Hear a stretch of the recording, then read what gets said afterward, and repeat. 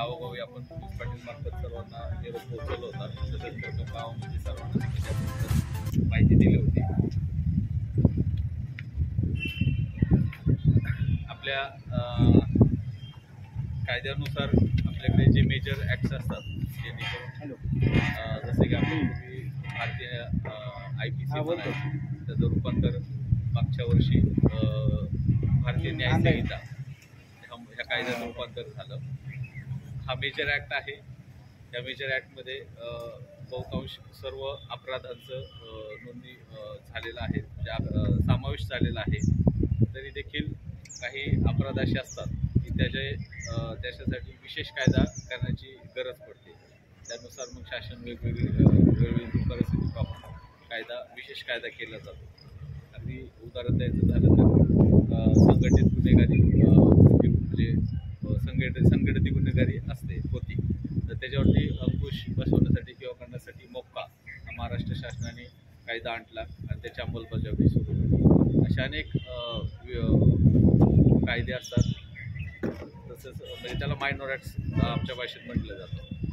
त्याचाच एक भाग आहे की हा महाराष्ट्र सावकारी अधिनियम 2014 हा अंमलात आलेला आहे आणि त्याच्या मागे देखील असा उद्देश होता की आता मी जे आकडेवारी बोलते एकदम तंतोतंत खरी असेल असं नाही, पण थोडंसं त्या भागात त्या प्रमाणात असेल की भारत स्वातंत्र्य झाल्यानंतर म्हणजे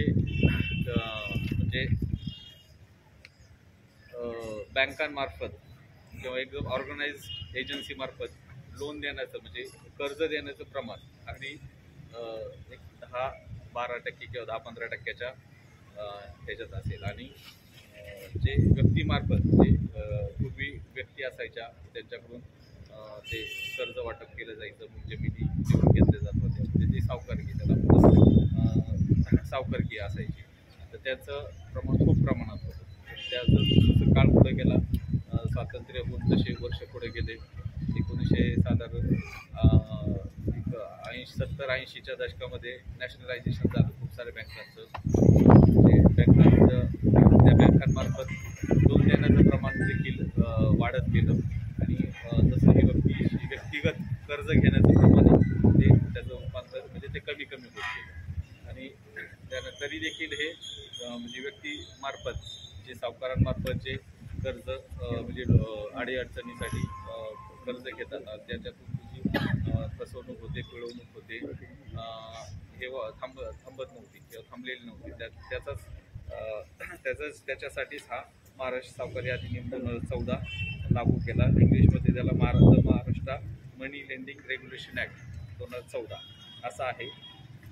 तर हा कायदा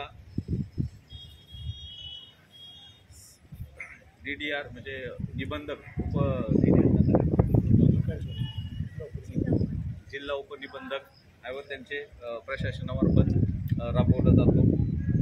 त्याचकरिता आपल्याकडे पंढरपूरच्या सहाय्यक निबंधक सहकारी संस्था हे पद आहे.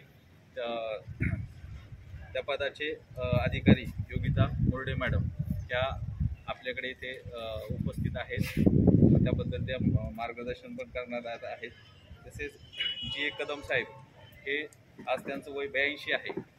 ते सातारा इथून सेवानिवृत्त होऊन 24 वर्ष झालेले आहेत आणि या क्षेत्रात ते तज्ज्ञ आहेत.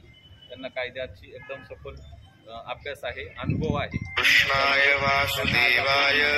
मार्गदर्शन करण्यासाठी हा कायद्याचा आपल्या ह्याच्यामध्ये अवेअरनेस यावा, माहिती व्हावी कायदा काय आहे आणि आपण म्हणजे ह्याला पीडित होऊ नये, आपल्यावरती अशी कोणती अनुचित कायद्याचा जुलूम होऊ नये याकरता मार्गदर्शन करण्यासाठी ते आपल्याकडे उपस्थित राहिलेले आहेत.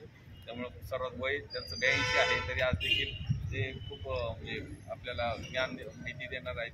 त्यासाठी आपण त्यांचं प्रथम चांगल्या टाळ्या वाजवून